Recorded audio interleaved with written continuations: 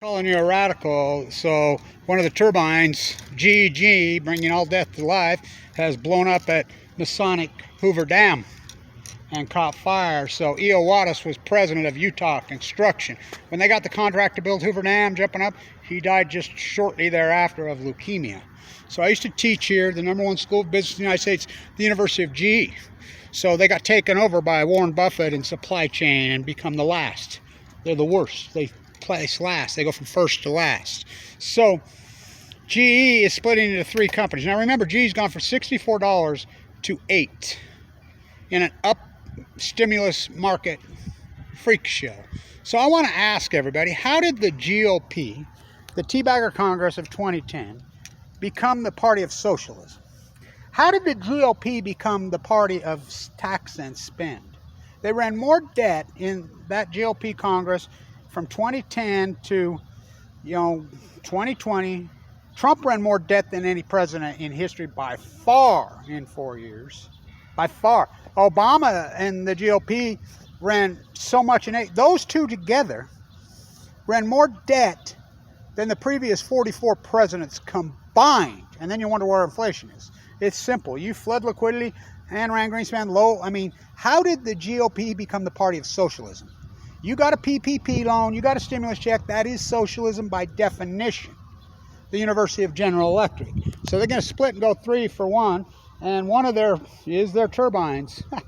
What a metaphor. It blew up today, and if you've ever been there and seen how giant they are and caught fire, well, there's no water. So they sat on literally about $140 million of GE stock. I was on the committee, me and Dr. Cooley. Me and Dr. Cooley would get outvoted. We're like, you got to get out of it. You got to hedge it. Buy some puts under it and roll them. I'll do it. And we would get outvoted. I'm like, this thing's... Jack Welch created the greatest Ponzi scheme in U.S. history until Bitcoin come along. Now, Bitcoin's become the luxury good of tax evaders. And so, that's all it is. They force everybody out, and then these billionaires will buy it all up. And be their toy. So Jack Welch and CNBC created the greatest Ponzi scheme. Now, you know they did an 8-for-1 reverse split. They just kept splitting and splitting. And Joe Kernan, Maria Bartiromo, freaking all those freaks. Remember Mark Haynes sitting there laughing, eating Cheetos on thing, and his heart blew up on set? You know, it was a freak show. I mean, it's still a freak show. CNBC's a freak show. Jack Welch was on CNBC. Well, G owned CNBC in those days. It's the greatest Ponzi scheme in U.S. history, bar none. Oh, until the PPP.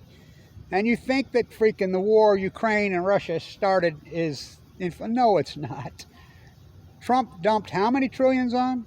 So did Biden. We'll see when Biden's done if he can break their record. Obama, the GOP. And how did the left become the anti-peace movement?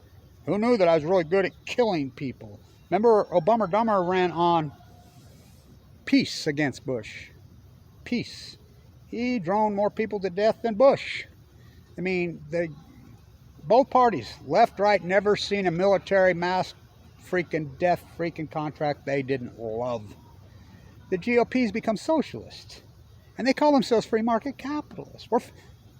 And you got a PP loan or you got a stimulus check, you're a socialist. By definition. I never got one. I would burn it. If they would have sent me one, I would have burned it. I hate them that bad. They nuked my father to death in the Nevada test. They give me nothing. Mike Lee kicks me off Medicaid when I've got AML leukemia clinging to life. I mean, they hate me. You know, so tax the future, get them. I mean, the right, the GOP are socialist, tax and spend. They run more debt than Trump. I cannot overstate this. And then you wonder why you dump $11 trillion, not to mention the money into the market. I wonder why we have inflation. The only tool is the interest rate, and they just kept it low, flooding. And then they went full blown out psycho pandemic and just here. And like again, you got a PPP loan, you got any kind of stimulus out of this pandemic, you're a socialist. And that's not opinion, by definition. Gee, what a metaphor. They're going to do a 3-for-1 split, the greatest Ponzi scheme in history. Huh. Bitcoin's trying to beat them. We'll see. What a metaphor. The Water School of Business that I taught at, I went to #1 in the country. Highest exit scores in United States history, my class. But being anti-nuclear, at the nuclear they will blackball you in the name of Fawn McKay Brody, Watt Masaka, Trayvon Smith. Stand tuned.